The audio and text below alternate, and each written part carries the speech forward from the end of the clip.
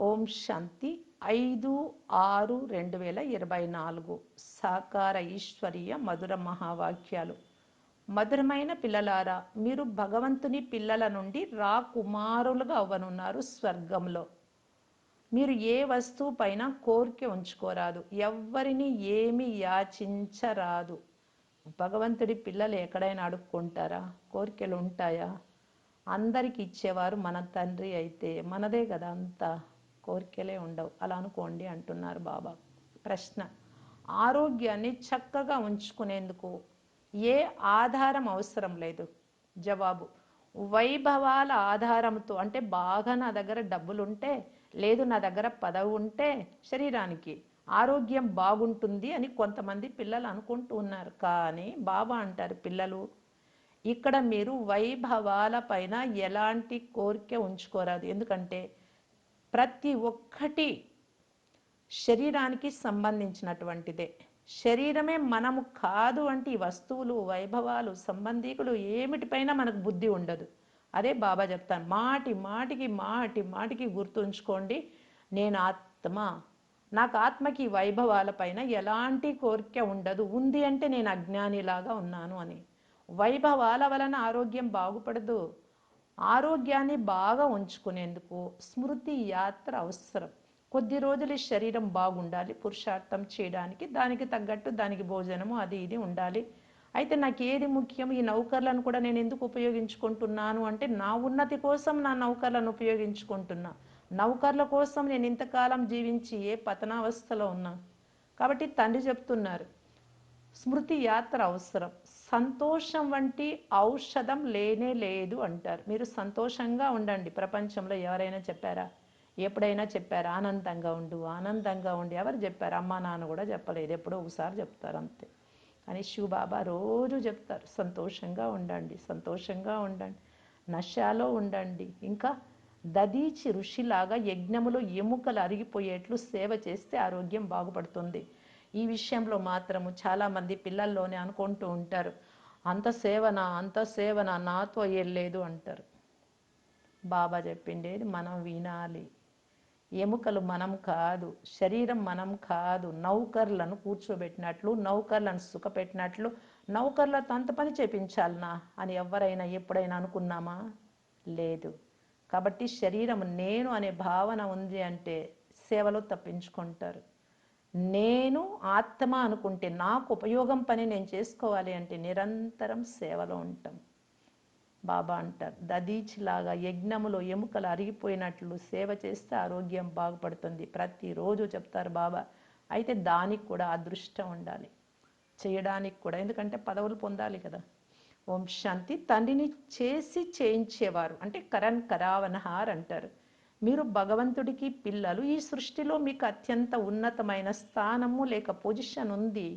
పరమాత్మ పిల్లలు మీరు. వారి మతమును అనుసరించి ఇప్పుడు మళ్ళీ రాజ్య భాగ్యాన్ని స్థాపన చేస్తున్నాము అనే నష పిల్లలైన మీకు ఉండాలి. ఇది కూడా కొంతమంది బుద్ధిలో ఉండదు. బాబా అన్ని సేవా కేంద్రాలలోని పిల్లలందరికీ చెప్తూ ఉన్నారు, అనేక సేవా కేంద్రాలు ఉన్నాయి, అనేక మంది పిల్లలు వస్తారు. మనం బాబా శ్రీమతాన్ని అనుసరిస్తూ మళ్ళీ సుఖశాంతుల రాజ్యాన్ని స్థాపన చేస్తున్నాము అని ప్రతి ఒక్కరి బుద్ధిలో సదా గుర్తుండాలి.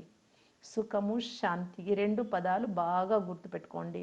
ఎందుకంటే శాంతిధామానికి వెళ్తాం, అక్కడ శాంతి. సుఖధామానికి, స్వర్గానికి వెళ్తాం, శరీరము ఉంటుంది, అక్కడ సుఖం. పిల్లలైనా మీకు ఇప్పుడు ఎంత జ్ఞానం లభిస్తోంది. మీ బుద్ధి చాలా విశాలంగా ఉండాలి. ఇందులో సంకుచిత బుద్ధి కలవారు, చిన్న బుద్ధి అంటారు కదా, కులాలను గురించి అన్నారు, బుద్ధి గురించి అంటారు. సంకుచిత బుద్ధి కలవారు కొనసాగలేరు, శూద్ర బుద్ధి. స్వయాన్ని భగవంతుడికి పిల్లలము అని భావిస్తే బాబా స్మృతి ఉంటారు, పాపాలు సమాప్తమవుతాయి. పూర్తి రోజంతా తండ్రి స్మృతే లేని వారు చాలామంది ఉన్నారు. మీ బుద్ధి ఎందుకు ముద్దు పారిపోతోంది అని బాబా అడుగుతున్నారు. మీరు శ్రీమతమును అనుసరించి విశ్వంలో దైవీ రాజ్య స్థాపన చేస్తున్నాము అనే విషయం మీ బుద్ధిలో లేదు. అలాంటి పిల్లలు సేవా కేంద్రాలకు వస్తూ ఉంటారు. వస్తూ ఉన్నారు, బాగుంది, సంస్థ బాగుంది, మంచిగా ఉంది అని. ఆంతరికంలో నశ గర్వం ఉండాలి కదా. పెద్ద పదవిలో ఉండేవారు, వారి పిల్లలు ఎంత నష, ఎంత టీవీ, ఎంత దర్పం ఎప్పుడు మర్చిపోరు. ఆ ముఖం ఎప్పుడు చూసినా అలాగే వెలిగిపోతూ ఉంటుంది వాళ్ళది. మరి మనం ఎవరి పిల్లలం? మన ముఖం ఎలా ఉండాలి? మురళి వింటున్నప్పుడు సంతోషంలో రోమాంచితం అవ్వాలి. కానీ పిల్లలలో సంతోషం ఇంకా పడిపోవడం కూడా బాబా గమనిస్తారు. చాలామంది పిల్లల బుద్ధిలో మేము శ్రీమతంను అనుసరిస్తూ బాబా స్మృతిలో వికర్మలు వినాశనం చేసుకొని మా రాజధానిని స్థాపన చేస్తున్నాము అనే స్మృతే ఉండదు. బాబా ప్రతిరోజు అర్థం చేయిస్తూ ఉన్నారు, పిల్లలారా మీరు యోధులు, రావణుడిపై విజయం పొందేవారు. తండ్రి మిమ్మలను మందిరాలకు అర్హులుగా చేస్తారు, కానీ పిల్లలకి ఇంత నశ ఖుషి లేనే లేదు. ఏదైనా వస్తువు లభించకపోతే వెంటనే అలుగుతారు. పిల్లల స్థితి చూడండి, నాకు ఆశ్చర్యం అవుతుంది అంటారు బాబా. మాయ సంఖ్యలలో చిక్కుకున్నారు. మీ గౌరవము, కార్య వ్యవహారము, సంతోషం ఎంత అద్భుతంగా ఉండాలి. పరమాత్మ బిడ్డ, పరమాత్మ శిక్షణ లభిస్తుంది. బంధుమిత్రులను మరచిపోలేని వారు ఎప్పుడూ తండ్రిని స్మృతి చేయలేరు. వారు గుర్తొస్తే ఇంకా బాబా ఎలా గుర్తొస్తారు? మనస్సు అనేది ఒకటే, ఆలోచనలు చేసేది మనస్సు పని. అటైనా కావచ్చు, ఇటైనా కావచ్చు. బంధుమిత్రులను మర్చిపోలేదంటే బాబాని ఎట్లా గుర్తు చేసుకుంటారు? అటువంటి వారు ఏ పదవి పొందుతారు? ఆశ్చర్యం అనిపిస్తుంది కదా. బాబా అడుగుతూ ఉన్నారు, ఆశ్చర్యం కదా ఇంత చెప్తూ ఉంటే కూడా. పిల్లలైన మీకు చాలా నశ ఉండాలి. స్వయాన్ని భగవంతుడికి సంతానం అని భావిస్తే ఏదైనా అడగాలి అనే చింతే ఉండదు మీకు. అన్నీ మనవే. అసలు ఈ ప్రపంచంలో ఏ కొంచెమైన ప్రపంచంలో ఆత్మకు ఉపయోగపడేది ఉందా? ఉందా? ఏదైనా ఉందా? ఏదీ లేదు, బాబా తప్ప. నా ఆత్మకు నేను ఉపయోగించుకుని 4 సబ్జెక్టులే నాకు ఉపయోగం, మరి ఇంకేది నాది కాదు. బాబా మీకు 21 జన్మల వరకు ఏమీ అడగాల్సిన అవసరం లేనంతటి అపారమైన ఖజానా ఇస్తున్నారు. ఇంతటి నశ ఉండాలి. కానీ పూర్తిగా మందబుద్ధి, సంకుచిత బుద్ధి కలవారుగా ఉన్నారు. పిల్లలైన మీ బుద్ధి 7 అడుగుల, బాబా చెప్తున్నారు 7 అడుగుల పొడవు ఉండాలి. ఏది బుద్ధి? మనుషుల పొడవు ఎక్కువలో ఎక్కువ ఎంత ఉంటుంది? 6 అడుగులు 7 అడుగులు ఉంటారు కదా. మరి మీకెంత? మీ బుద్ధి అంత పొడవు ఉండాల, అంత విశాలంగా. బాబా పిల్లలను చూడండి ఎంత ఉత్సాహపరుస్తారో. మీరు భగవంతుడికి పిల్లలు. బాబానే మాటి మాటికి గుర్తు చేయాల్సి పడుతుంది.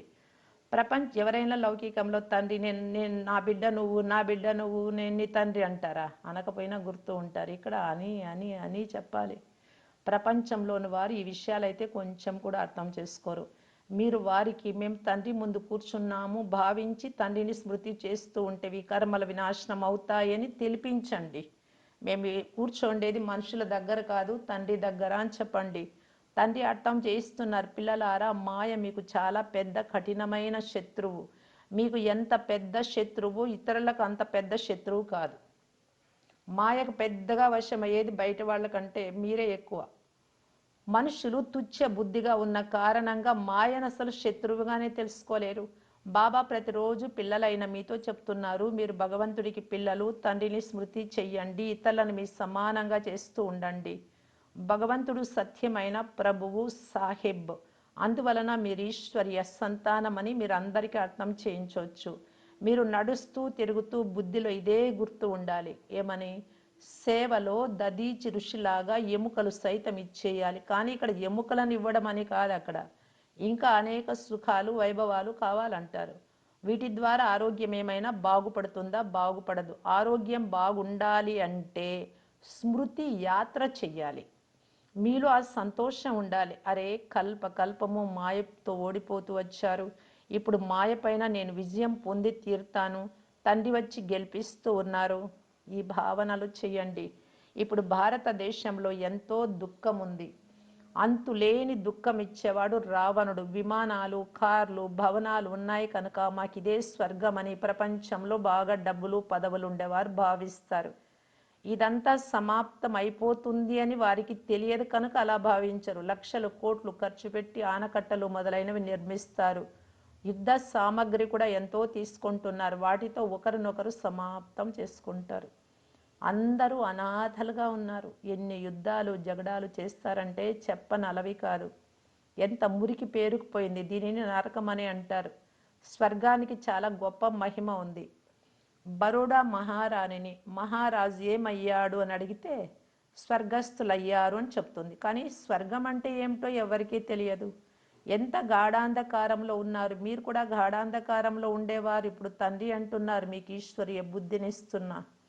స్వయాన్ని ఈశ్వరీయ సంతానమని, భగవంతుడి సంతానమని భావించండి.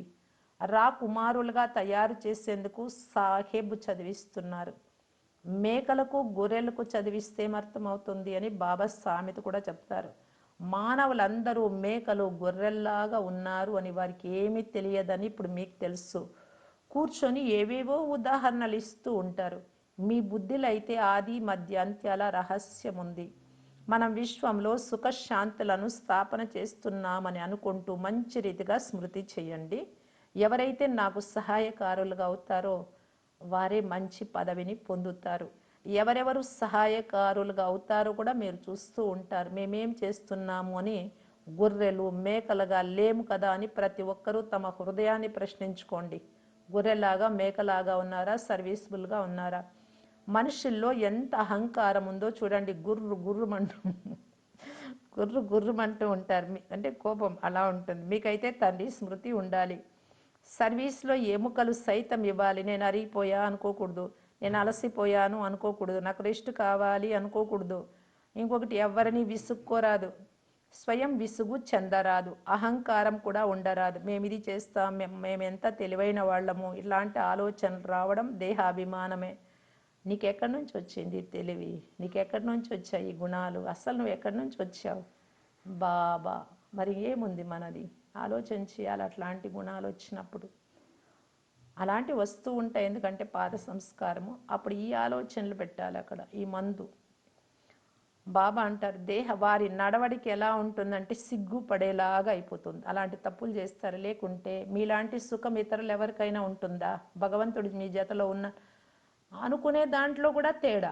నంబర్ వారే చదువుకుంటున్నారు, రోజు క్లాస్ వింటారు. నేను భగవంతుడి దగ్గర చదువుకుంటున్నా, నేను పలానా ఐఐటీలోనో లేకపోతే ఇంకోటి కేంబ్రిడ్జ్లోనో లేకపోతే ఇంకొక దాంట్లోనో చదువుతున్నాననేది ఎంత గర్వంగా తల్లి తండ్రి సంబంధికులు చదువుకునే అబ్బాయి అమ్మాయిలు చెప్తారో. నేను పలానా యూనివర్సిటీ పలానా లెక్చరర్ ప్రొఫెసర్ ఎంత బాగా చెప్తున్నారు. ఎవరు గొప్ప ఆలోచన చేయండి. విశ్వానికంతా టీచర్ ఎవరు?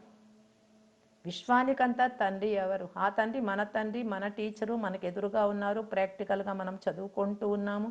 ఇది చెప్తూ ఉన్నారు బాబా అంటే ఎంత ఇష్టం, ఎంత ఖుషి, ఎంత నష ఉండాలి. మరి మీకు లేదు. బయట వాళ్ళకి పదవుల్లో ఉంటే తండ్రి చాలా ఉత్సాహంగా ఖుషీగా బాగా టీవీగా దర్పంగా అహంకారంలో ఉంటారు. బాబా మనకు చెప్తున్నారు ఇది బుద్ధిలో గుర్తుపెట్టుకోండి. ఏం గుర్తుపెట్టుకో, నాలాంటి సుఖం ఇతరులు ఎవ్వరికీ లేదు అని. సేవా కేంద్రాలలో కొంతమంది మహారథులు ఉంటారు, కొంతమంది రెండవ రకం అశ్వారూఢులు ఉంటారు, కొంతమంది నడిచే సైన్యం మాదిరి ఉంటారు, తరళ్ళు. ఇందులో బుద్ధి చాలా విశాలంగా ఉండాలి. రకరకాల బ్రాహ్మణీలు ఉన్నారు, కొంతమంది చాలా మంచి సహాయకారులుగా ఉన్నారు. బాబా దృష్టిలో పడతాం చూడండి. మనం ఎంత చేస్తే పురుషార్థము మన కోసమే అయినా తండ్రి దృష్టిలో ఉంటాం. నా హృదయంలో ఉంటారు. దారి పిల్లలు అంటారు. కొంతమంది చాలా మంచి సహాయకారులుగా ఉన్నారు. సేవలో కూడా ఎంత సంతోషం ఉంటుందో అది చేస్తే చేసిన వారికి అర్థమయ్యేది. ఇంట్లో కూర్చుంటే ఏమీ అర్థం కాదు. అనేక చోట్ల తిరిగి వాళ్ళకి చెప్పి వీళ్ళకి చెప్పి వాళ్ళని తీసుకొచ్చి లేదు కూర్చొని మనసా సేవ చేస్తూ ఎంత సంతోషం ఉంటుంది. అప్పుడే కదా ఉన్నత పదవి పొందుతాం. ఎందుకు తగ్గించుకోవాలి? మీకు నష పెరగాలి. సేవ చేయకుంటే ఏ పదవి పొందుతారు? మాతాపితలకు పిల్లలపై గౌరవం ఉంటుంది. అయితే పిల్లలు స్వయం తమను తామే గౌరవించుకోలేరు. మీ గొప్పతనమే మీకు అర్థం కాలేదు. దానికి బాబా ఏం చేస్తారు? పిల్లలైన మీరు అందరికీ క్లుప్తంగా షార్ట్గా తండ్రి సందేశం ఇవ్వండి. తండ్రి మన్మనాభవని అంటున్నారు అని అందరికీ చెప్పండి. భగవద్గీతలు అన్నారు కదా, మన్మనాభవ మనస్సు నా పైన ఉంచండి అని అందరికీ చెప్పండి. గీతలో ఎంత సత్యం ఉందంటే పిండిలో ఉప్పులాగా కొంచెం వేస్తాం కదా, గోధుమ పిండిలో అంత ఉంది అంతే.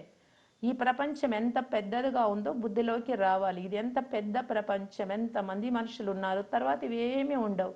ఏ ఖండానికి నామరూపాలు కూడా లేవు. మనం స్వర్గానికి అధికారులు అవుతాము. రాత్రింబవళ్ళు ఇదే ఇదే సంతోషం ఉండాలి. జ్ఞానం అయితే చాలా సులభం. అర్థం చేయించేవాళ్ళు చాలా తెలివిగలవారుగా, రమణీయకంగా ఉండాలి.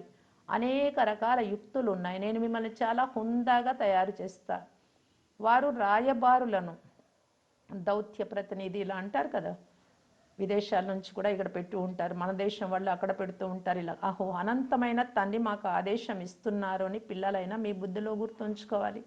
మీరు ధారణ చేయండి, ఇతరులకు కూడా తండ్రి పరిచయం ఇవ్వండి. మీరు తప్ప మిగిలిన ప్రపంచం అంతా నాస్తికులుగా ఉన్నారు. మీలో కూడా నంబర్ వారుగా ఉన్నారు. కొంతమంది నాస్తికులు ఉన్నారు, తండ్రిని స్మృతే చెయ్యరు మీలోనే.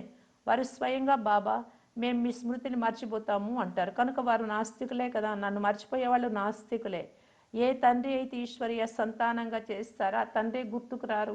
ఇది అర్థం చేసుకునేందుకు కూడా బుద్ధి చాలా విశాలంగా ఉండాలి. నేను ప్రతి 5,000 సంవత్సరాల తర్వాత వస్తాను అని తండ్రి తెలిపిస్తున్నారు. మీ ద్వారానే కార్యం చేయిస్తా. మీరెంతో మంచి వారియర్స్, యోధులు. మీరు మిమ్మల్ని వందే మాతరం అంటారు. మీరే పూజ్యులుగా ఉండి మళ్ళీ పూజారులుగా అయ్యారు. ఇప్పుడు శ్రీమతము ద్వారా మళ్ళీ పూజ్యులుగా అవుతున్నారు. అందువలన పిల్లలైన మీరు చాలా శాంతిగా సేవ చేయాలి. మీరెప్పుడు అశాంతి చెందరాదు. నరాలలో భూతము నిండి ఉండేవారు ఏం పదవి పొందుతారు? మీ శరీరం అంగుళంలో కూడా భూతాలు నిండిపోయి ఉన్నాయి. లోభం అనేది, అత్యాశ అనేది చాలా పెద్ద భూతం. ప్రతి ఒక్కరి నడవడిక ఎలా ఉందో బాబా గమనిస్తూ ఉంటారు. బాబా ఎంతో నష ఎక్కిస్తూ ఉంటారు. కొంతమంది సేవ చెయ్యరు, కేవలం తింటూ తిరుగుతూ ఉంటారు. తర్వాత వారు 21 జన్మలు సేవ చేయాల్సి వస్తుంది. అక్కడ నౌకర్లు కావాల్సి వస్తుంది. ఎందుకంటే అక్కడ దాసదాసీలుగా కూడా ఉండాలి కదా. చివరిలో ఏ పదవి పొందుతారో మీకు మీది అందరికీ సాక్షాత్కారం అవుతుంది. సేవాధారి పిల్లలే బాబా హృదయాన్ని అధిరోహిస్తారు. ఇతరులను అమరలోక వాసులుగా చేయడమే మీ సర్వీస్. బాబా చాలా ధైర్యం నిప్పిస్తారు. ధారణ చెయ్యండి. కానీ దేహ అభిమానంలో ఉన్నవారు ధారణ చెయ్యలేరు. తండ్రిని స్మృతి చేసి మనం వేశ్యాలయం నుండి శివాలయానికి వెళ్తామని మీకు తెలుసు. అందువలన మీరు అలా తయారై చూపించాలి. బాబా అప్పుడప్పుడు లెటర్స్లో వ్రాస్తారు. బాబా అప్పుడప్పుడు లెటర్స్లో వ్రాస్తూ ఉంటారు. ప్రియమైన ఆత్మిక భగవంతుడి పిల్లలారా, ఇప్పుడు శ్రీమతమును అనుసరిస్తే మహారథులుగా అవుతారు. దాని వలన తప్పకుండా మహారాజులుగా అవుతారు. మీ లక్ష్యం కూడా అదే కదా. ఒక్క సత్యమైన తండ్రి మాత్రమే మీకు అన్ని విషయాలు బాగా అర్థం చేయిస్తున్నారు. సేవ చేసి ఇతరుల కళ్యాణం కూడా చేస్తూ ఉండండి. యోగ బలం లేకుంటే ఇది కావాలి, అది కావాలి, అది తినాలి, అలా ధరించాలి, ఎన్నో కోరికలు ఉత్పన్నమవుతాయి. యోగ బలం లేకుంటే అంత సంతోషము ఉండదు. సంతోషం వంటి మంచి ఔషధమే లేదు అంటారు కదా. భగవంతుడి పిల్లలకు చాలా సంతోషం ఉండాలి. అది లేకుంటే అనేక రకాల విషయాలు వస్తాయి. అరే, తండ్రి విశ్వ చక్రవర్తి పదవి ఇస్తున్నారు, మీకు ఇంకేం కావాలి? ప్రతి ఒక్కరూ తమ హృదయాన్ని ఇంత మధురమైన బాబాకు మేము ఎంత సేవ చేస్తున్నామని ప్రశ్నించుకోండి. తండ్రి చెప్తున్నారు, ప్రభు వచ్చి ఉన్నారు అని అందరికీ సందేశం ఇస్తూ ఉండండి. వాస్తవానికి మీరందరూ సోదరులే. భలే మేమంతా సోదరాత్మలు, సోదరులు, ఒకరికొకరు సహాయం చేసుకోవాలి అంటారు. ఈ భావనతో సోదరులమని అంటారు. ఇక్కడ బాబా చెప్తున్నారు, మీరంతా ఒకే తండ్రి పిల్లలు, సోదరాత్మలు. తండ్రి స్వర్గస్థాపన చేసేవారు. పిల్లల ద్వారా స్వర్గాన్ని తయారు చేస్తారు. సేవ కొరకు యుక్తులైతే చాలా తెలిపిస్తారు. బంధుమిత్రులకు కూడా అర్థం చేయించాలి. విదేశాలలో ఉన్న పిల్లలు కూడా సేవ చేస్తున్నారు. రోజు రోజుకు వచ్చే ఆపదలను చూసి జనులు మరణించేందుకు ముందే వారసత్వం తీసుకోవాలని భావిస్తారు. Very very very important point చెప్తూ ఉన్నారు చూడండి బాబా ఇక్కడ. రోజు రోజుకు అనేక ఆపదలు వస్తాయి. అప్పుడు ఎంతోమంది మొన్న కరోనా, ఇప్పుడు ఈ బాబా మురళి చెప్పినప్పుడు కరోనా ఈ మధ్య వచ్చింది. బ్రహ్మ బాబాలోకి వచ్చి చెప్పిండేది కదా ఇదంతా.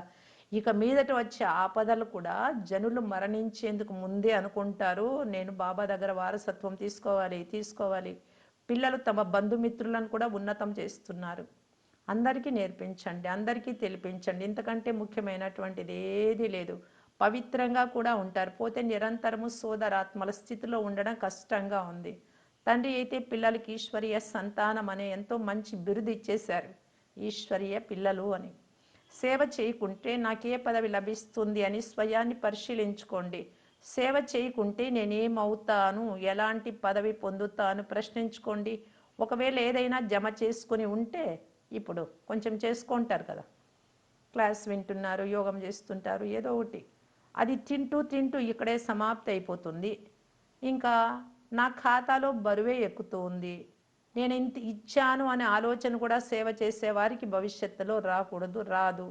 దాని ద్వారా బాబా అంటారు, అందరి పోషణ జరుగుతోంది కదా ఇచ్చేవారి ద్వారా. అందుకే సహాయం కూడా సేవ చేసేవారికి బాబా అంటారు వారికి లభిస్తుంది. గౌరవం కూడా ఇవ్వబడుతుంది సహాయం చేసేవారికి. వారు తినిపించేవారు, అందరికీ అర్థం చేయించాలి. ఆత్మిక పిల్లలు మీకు తినిపిస్తారు, మీరు వారి సేవ చేస్తారు. ఇప్పుడు సెంటర్కి వస్తారు, సెంటర్కి వచ్చేవాళ్ళు సేవ చేస్తారు, మీకు తినిపిస్తూ ఉన్నారు, వారికి ప్రయోజనం ఉంటుంది. ఇది చాలా పెద్ద లెక్కాచారం. ఇది మనస వాచ కర్మన సేవ చేయకుంటే బాబా సేవ అంత సంతోషం ఎలా ఉంటుంది? శివ్ బాబాను స్మృతి చేసి భోజనం తయారు చేస్తే అలాంటి వారికి, చేసిన వారికి, తిన్న వారికి శక్తి లభిస్తుంది. ఇలా ప్రశ్నించుకోండి, నేను అందరినీ సంతోషపరుస్తున్నానా? హృదయపూర్వకంగా ప్రశ్నించుకోండి. మహారథులైన పిల్లలు ఎంత గొప్ప సేవ చేస్తారు. బాబా ప్లాస్టిక్ షీట్ పైన చిత్రాలు తయారు చేస్తారు. ఈ చిత్రాలు అయితే ఎప్పుడు చిరిగిపోవు, తునిగిపోవు. ఇప్పుడంతా ఫ్లెక్సీ వచ్చాయి కదా, అలాంటివి. బాబా పిల్లలు ఉన్నారు, తమంతకు తామే డబ్బు పంపిస్తారు, ఎవరు అడగాల్సిన అవసరం లేకుండా. మా కోసమే కదా ప్రాప్తి అని. తండ్రి అయితే ధనం ఎక్కడి నుండి తెస్తారు చెప్పండి? పైనుండి తెస్తారా? ఈ సేవా కేంద్రాలన్నీ మీ ద్వారానే కదా నడుస్తాయి, పిల్లలే కదా నడిపిస్తారు సెంటర్లకు వచ్చేవారు. నా వద్ద ఒక చిల్లి గవ్వ కూడా లేదు అని శివబాబా చెప్తున్నారు.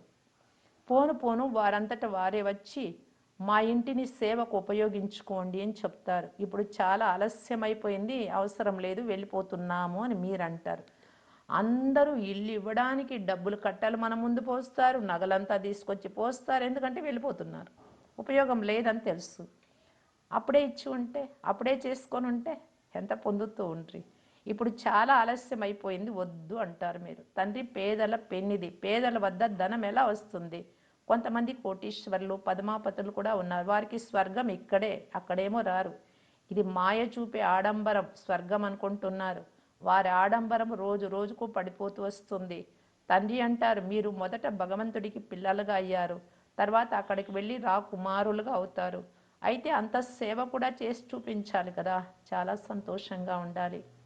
మనం ఈశ్వరీయ సంతానమైన తర్వాత రాకుమారులుగా అవుతాము, అనేక మందికి సేవ చేసి రాకుమారులుగా అవుతాము అనే ధ్యాస మీకు ఉండాలి.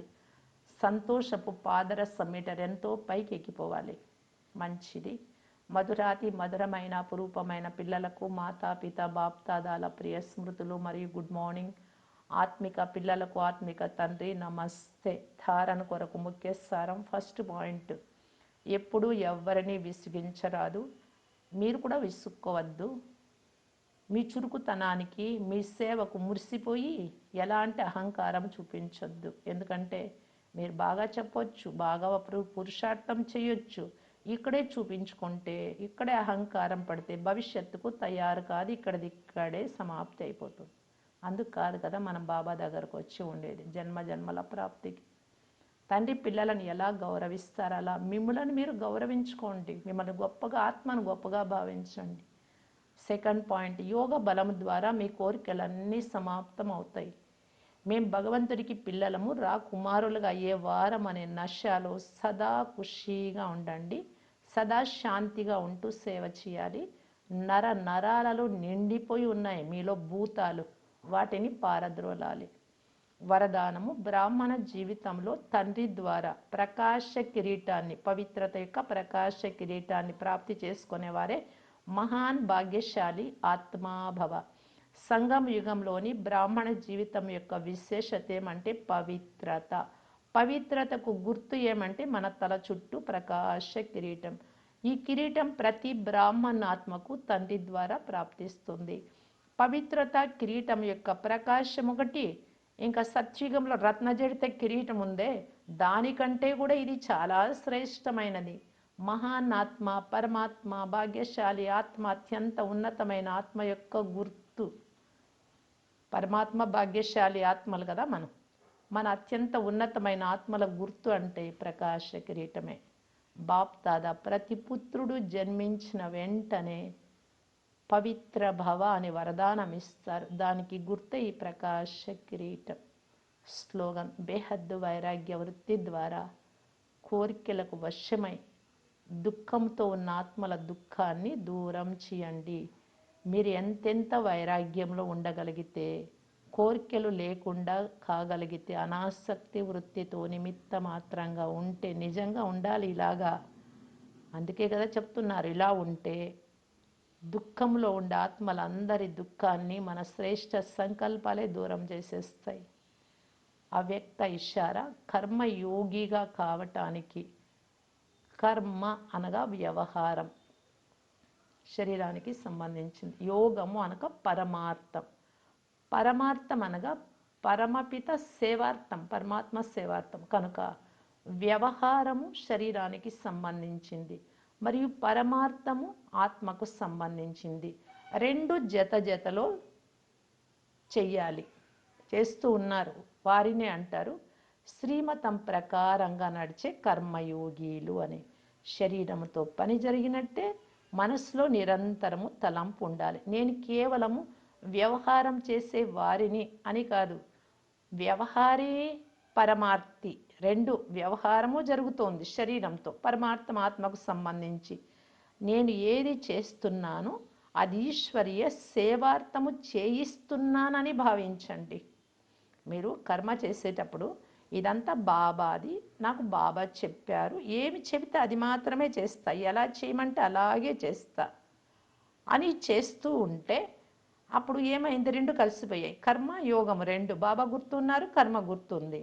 అప్పుడు ఏమవుతుంది? ఈ వ్యవహారం, నువ్వు చేసే కర్మ బాబాది అనుకొని చేస్తున్నావా, ఈ వ్యవహారం బాగుంటుంది, పరమార్థం ఆత్మ ఉన్నతి అవుతుంది, ఆ పని కూడా సక్సెస్ అవుతుంది. లౌకిక వ్యవహారం కర్మలు కూడా కర్మయోగి అయి చేస్తే ఒకే సమయంలో మనస్సుకు మరియు ధనానికి రెండింటికి డబల్ ఆదాయం వస్తుంది. శరీరంతో పనులు చేస్తున్నామంటే ప్రాప్తి వస్తుంది కదా, డబ్బు వస్తుంది. మరి మనస్సుతో చేస్తున్నామంటే మనస్సుకు ఆదాయము, జన్మ జన్మలు బాగుంటాయి. ఓం శాంతి.